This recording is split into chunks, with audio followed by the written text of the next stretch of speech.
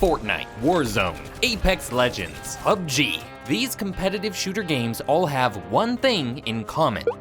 No, not that. Big map. 60 to 100 players in a single space requires a lot of space to play on, and because of that, Battle Royale maps have some of the most impressive and wide-spanning maps in multiplayer games, featuring multiple regions, impressive vistas, sprawling cities, and whatever this is.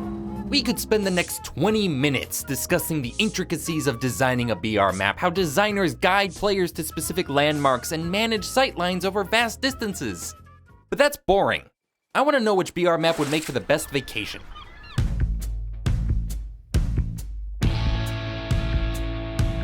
We'll be taking the maps of 6 total Battle Royale games and ranking them on this totally original tier list. Don't steal it, it's mine. The S tier is for maps that I would genuinely, no cap, for real, on God, live on. Why are you so old? A tier is for good vacation spots, not somewhere I'd want to be 24/7, but would absolutely want to visit at least once a year. B tier are for maps that are probably not great places to visit, but trying it once wouldn't hurt.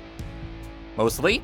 C tier is for when a place is definitely dangerous, but in a controlled environment could be interesting to see. This is the North Korean tour guide of tiers. And D tier is very simple. Don't. We have over 21 maps to rank here today, so let's kick things off right away with our first game, Battlefield 6. Battlefield's Red Sec mode has one map for us to cover, the arid coastline of Fort Linden, a California region where a deadly compound was being tested by the US government. This compound was accidentally spread across the surrounding region and ignited into a deadly ring of fire. You really started a wildfire in California, of all places? If we look at the overall map, it doesn't look terribly bad. There's clearly a bunch of military buildings to be careful of, but between the downtown, suburbs, marina, and lighthouse, there's some interesting stuff to see. Then you drop into the map and see that it all looks like this. You know, this architectural tour is gonna be a really hard sell. Even with all this, I could spin a vacation trip to Fort Linden as a wartime history tour. That would mark it pretty high, but unfortunately, this map happens to be a realistic depiction of California. Every BR map we're going to cover today has its own flavor of the ring. We're assuming that these rings won't be closing in on us during our visit. So as long as the ring isn't a problem at the start of a game, we will not consider it. Red Sec's ring, as mentioned earlier, is a giant wildfire.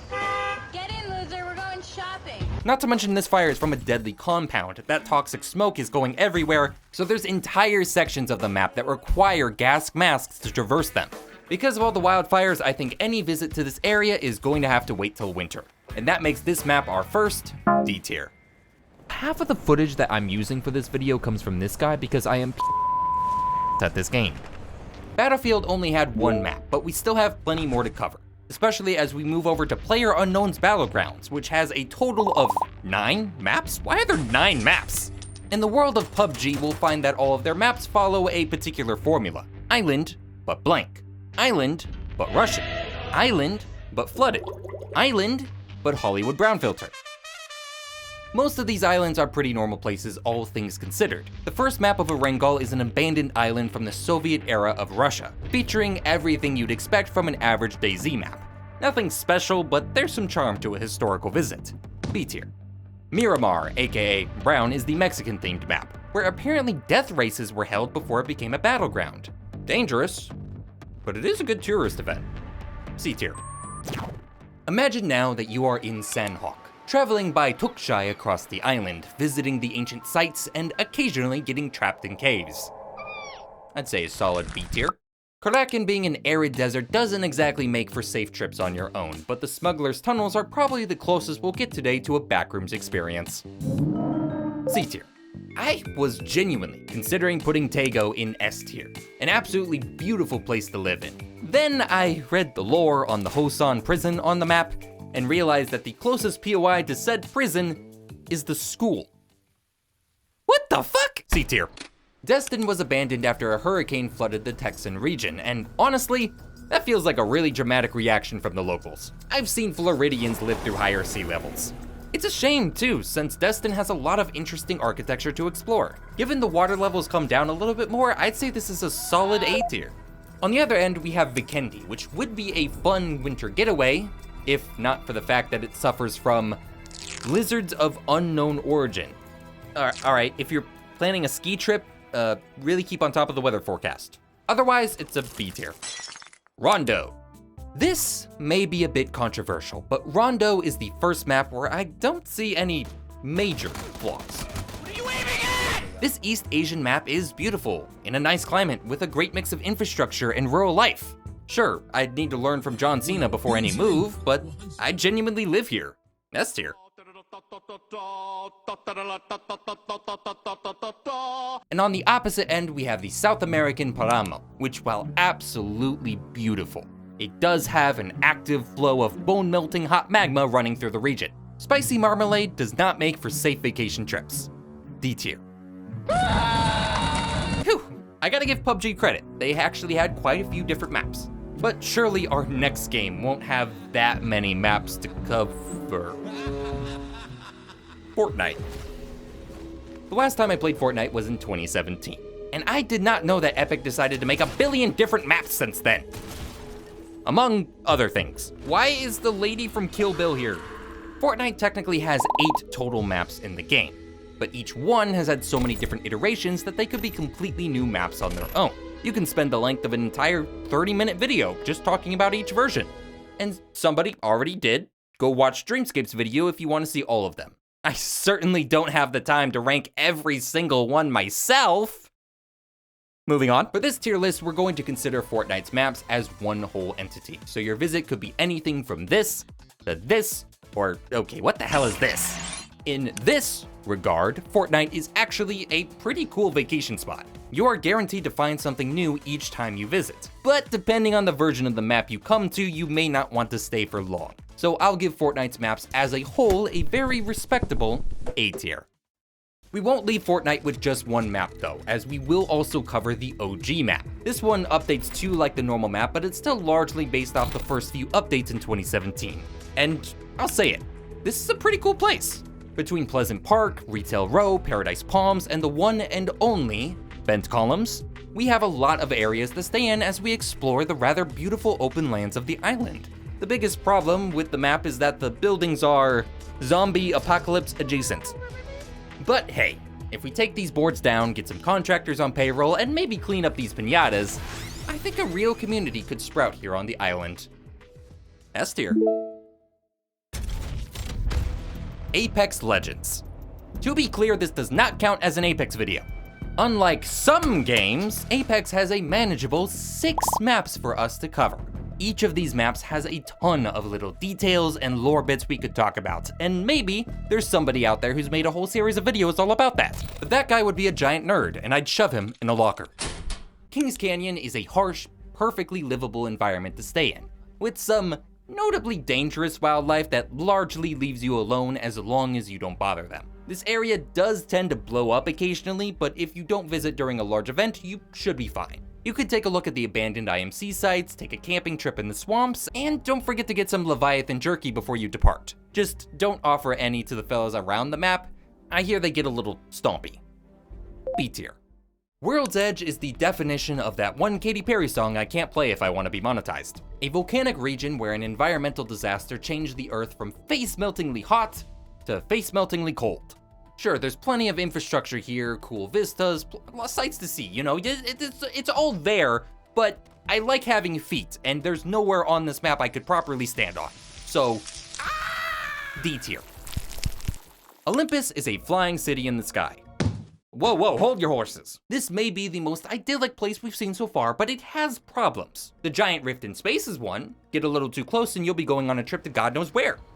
It's actually over here, it's not that far, but the city is also known to occasionally fall onto other cities, and the houses have no doors on them. Everybody can see you pee. Don't look interested in that.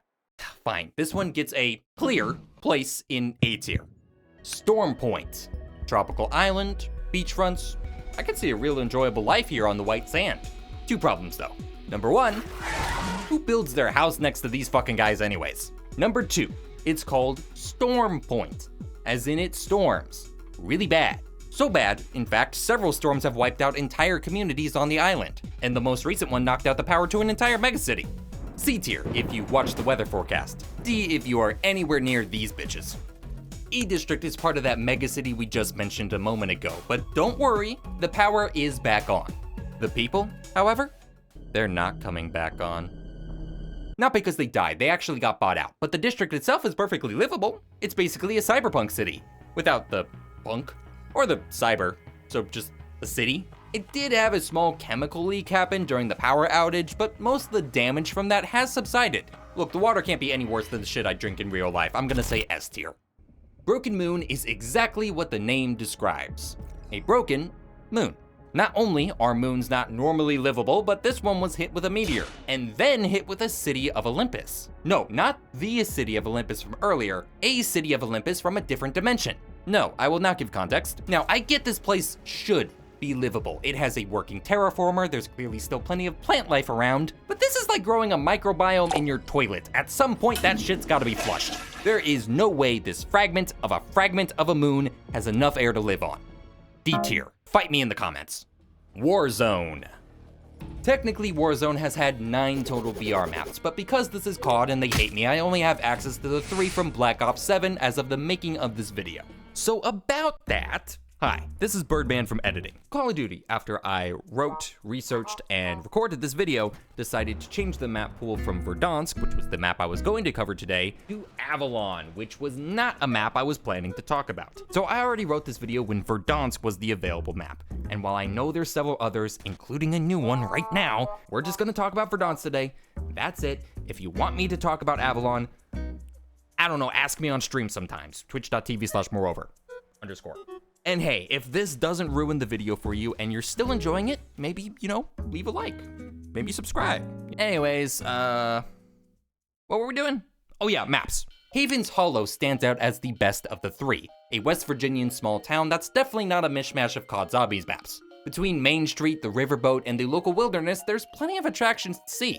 It's not an area I'd say most people would go out of their way for, but if you have family in the area or just live nearby, a visit during a local festival or a week out honestly sounds great. A tier. Verdansk is the capital city of Kastovia, a fictional post-Soviet country that is largely used to have a Russia-esque location without actually being Russia. It definitely has more things to see throughout the city compared to a region like Erengel, but most tourists interested in coming here are likely to be the type blasting the Russian anthem wherever they go, or just straight up children. I'd say it'd get a B tier just for being a normal city to visit, if not for the fact that breaking a law in the city means you get sent to the country's gulag, where you are forced to fight to the death for your freedom. C tier, but only with an escort that really keeps you in line. And then there's Rebirth Island, a prison and also a chemical weapon testing site. You know what? Free food, free healthcare, and a room to myself. That's an S tier. And with 21 maps now covered, we have our completed tier list. Every location that I would vacation to in Battle Royales. While most, if not all, of these maps would be dangerous places in universe, when taken out of the context of a BR, these areas are largely normal places with normal problems. Except for a few. You find towns, industries, tourist spots, and more in each location, and all of them have interesting histories and backgrounds. You couldn't fault anybody watching this video for seeing any one of these maps and being interested in going to them. So while this may be my tier list, what about you? Which BR map would you explore? Use the tier list in the comments to make your own and show me what your travel plans would look like. But wait, I promised 6 games for this tier list, not 5. For the ending of this video, I wanted to cover the best of these games, the game I believe has the greatest places to vacation in out of all. That Battle Royale, above them all, is Fall Guys. Yeah, that's right, we're talking about Fall Guys now, motherfucker! Tiptoe is the best trust exercise you can have on a group outing. S tier easily. Night Fever? That sounds like medieval times. S tier. Stomping Ground? Fun for the whole family.